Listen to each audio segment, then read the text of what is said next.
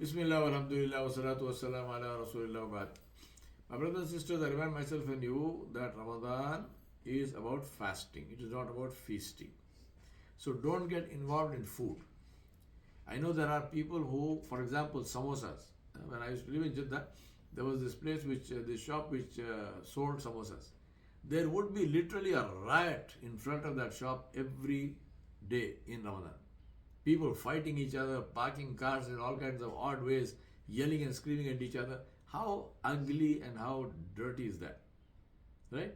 Now imagine that is in one place, but the point is that this kind of attitude of being, overly greedy, of demanding that if you have servants, then those servants. Otherwise, your people in the house, the women in the house who usually do the cooking, so your mothers, your wives, sisters, whoever, that they should provide this fancy meal, and so therefore, at the time of iftar, which is the time for making dua, closer to that time, all through the day, they are also fasting. They are also Muslim. Instead of focusing on more ibadah, more tilawat al-Quran, more zikr, instead of focusing on pleasing Allah subhanahu wa ta'ala more, they are focused on pleasing you. And they are focused on providing this great meal, otherwise you will become a nuisance in their lives. Please don't destroy yourself. Shaitan has a way of destroying amal. Either he will prevent you from doing the good deed, or he will adulterate that good deed and he will corrupt that good deed by something which reduces the reward that you would have got. Don't allow shaitan to do that. One of the finest and most successful ways in which shaitan adulterates and destroys and corrupts our fasting is by this.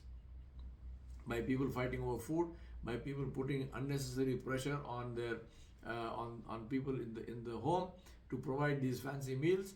Please keep it simple. A simple suhoor, simple iftar, and then go and pray tarawih.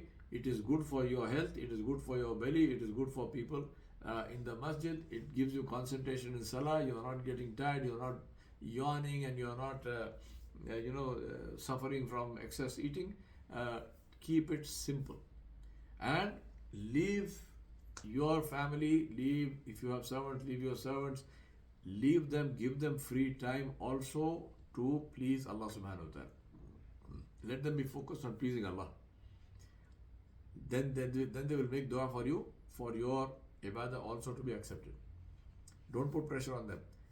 The idea is to change our behavior and become better, not worse.